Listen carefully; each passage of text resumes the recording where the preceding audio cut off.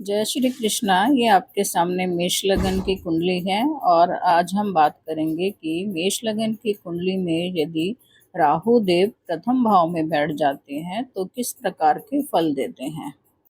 इससे पहले हम सूर्य से लेकर शनि ग्रह तक के बारे में, प्रथम भाव से लेकर 12वें भाव तक क्या प्रभाव पड़ता है, प्रत्येक भाव में बैठकर कौन सा ग्रह कैसा फल देता है, हम इन सभी ग्रहों के बारे में आपको बता चुके हैं। तो आज हम बात करेंगे राहु देव के बारे में। हमारे सौर मंडल के नवग्रहों में राहु और केतु को छाया ग्रह माना गया है।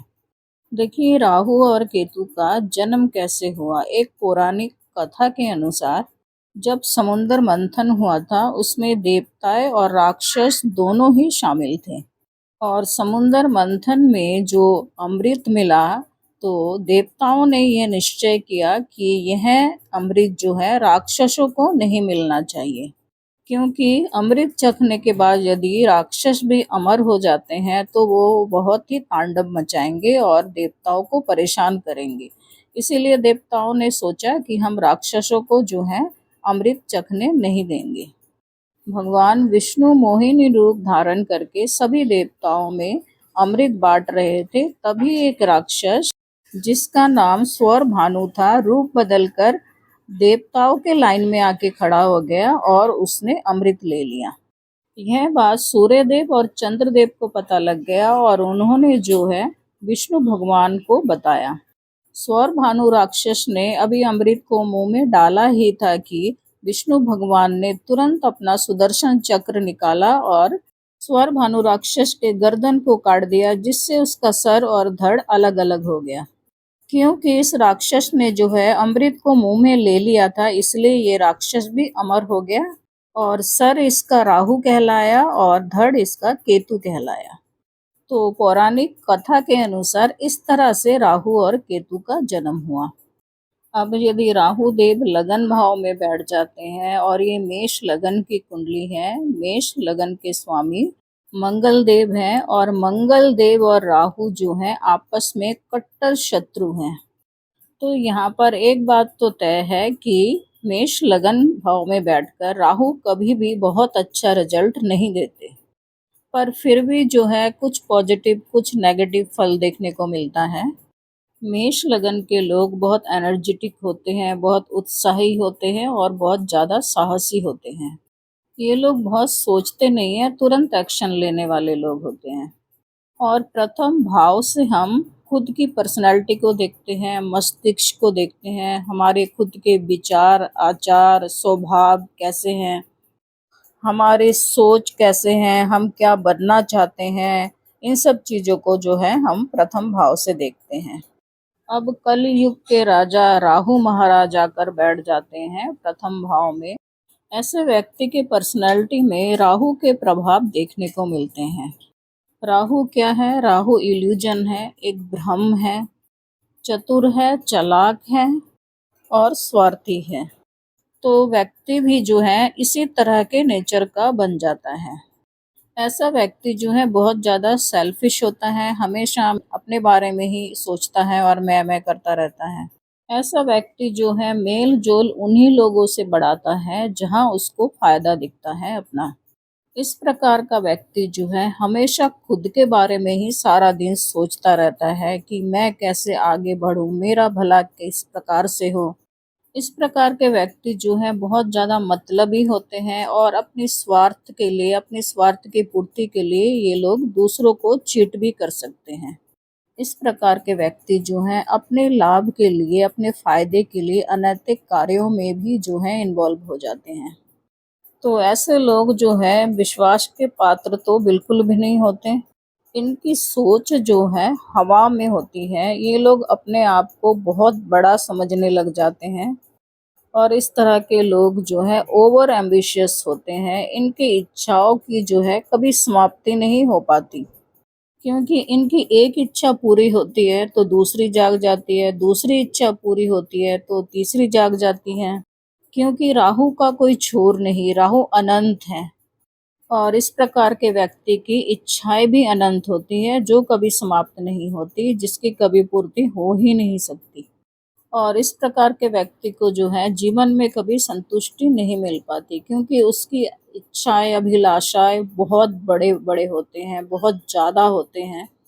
और अपनी इन अनगिनत इच्छाओं की पूर्ति के लिए व्यक्ति जो है जीवन भर संघर्ष करता रहता है। अब मेष लगन में जो है राहु 3 नक्षत्रों में हो सकते हैं, अश्विनी, भरणी और कृतिका। अश्विनी नक्षत्र के स्वामी केतु देव हैं। हालांकि राहु और केतु एक से ही दो बने हैं, फिर भी इनके स्वभाव में जो है जमीन आसमान का अंतर है। राहु जहाँ चालाक, चतुर, डिप्लोमेसी का कारक है, इल्यूजन का कारक है, वहीं केतु अध्यात्म का कारक है। राहु जीवन में सभी कुछ पाना चाहता है और केतु को मोक्ष चाहिए।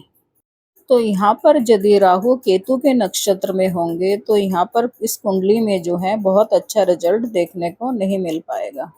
ऐसा व्यक्ति जो है दुविधा में रहता है, डरा सहमा रहता है कि उसे खुद को ही नहीं पता होता कि उसे क्या चाहिए और क्या नहीं चाहिए।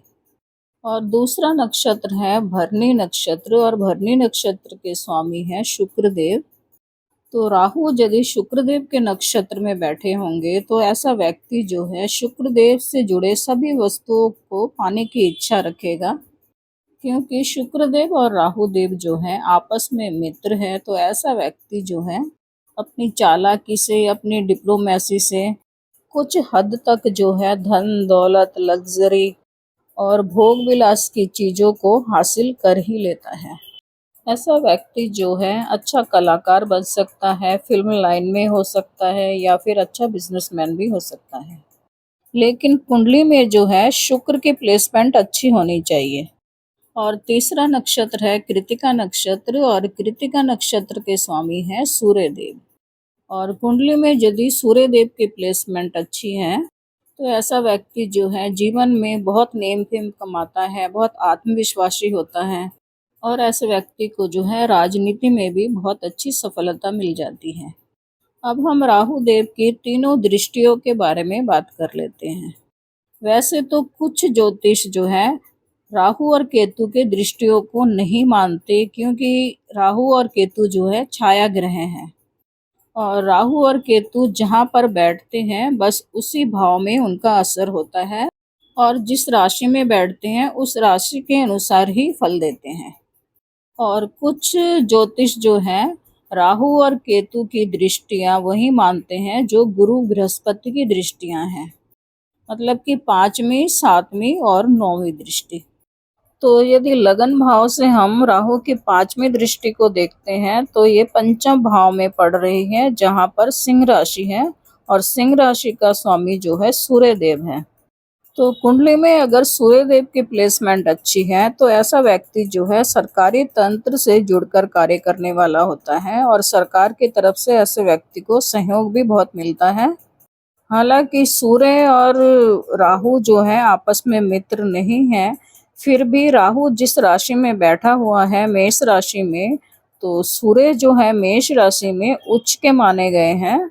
और वैसे भी काल पुरुष की कुंडली में प्रथम भाव में कारक ग्रह है सूर्य, और इस कुंडली में भी जो है सूर्य कारक ग्रह ही है। तो सूर्य की प्लेसमेंट अच्छी हुई तो व्यक्ति जो है बहुत ऊंचे लेवल तक जाएगा अपने जीवन में।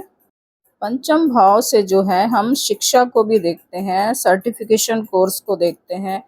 तो ऐसे व्यक्ति का जो है शिक्षा में बहुत ज़्यादा बाधाएं उत्पन्न होती हैं। बचपन में ऐसा व्यक्ति जो है पढ़ाई इसकी छूट जाती है।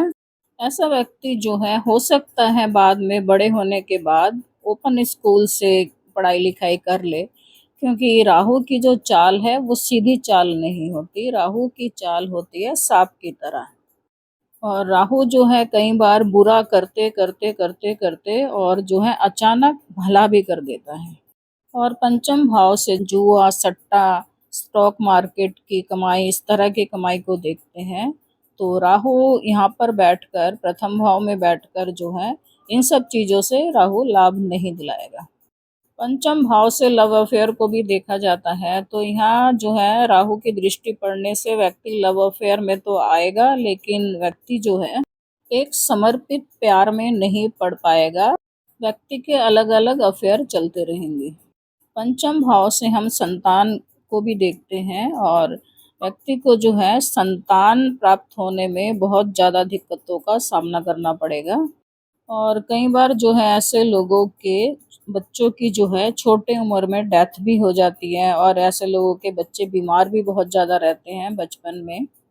और जिनके प्रथम भाव में राहु होता है ऐसे व्यक्ति को भी जो है बचपन में बहुत बार ऐसी परिस्थितियां बन जाती है कि व्यक्ति जो है मरते मरते बचता है। और प्रथम भाव के राहु वालों की कई बार बचपन में ही डेथ हो जाती है। अब राहु की 7वीं दृष्टि पड़ रही है सप्तम भाव में। सप्तम भाव में केतु बैठे हैं तो यहाँ पर जो है राहु की दृष्टि इतना ज़्यादा काम करेगी नहीं, फिर भी जो है इस व्यक्ति के जीवन साथी के साथ बहुत अच्छा संबंध नहीं रह पाएगा, लड़ाई झगड़े होते ही रहेंगे। ऐसे व्यक्ति जो है अपने जीवन साथी को बहुत ज़्यादा सम्मान नहीं दे पाते, उनकी बेइज्जती करते हैं, उनको छोटा दिखाते हैं, तो इस कारण से जो है घर में लड़ाई झगड़े का वातावरण बना रहता है। और राहु की 9वीं दृष्टि पड़ रही है नवम भाव में। नवम भाव में धनु राशि है और धनु राशि के स्वामी है गुरु बृहस्पति।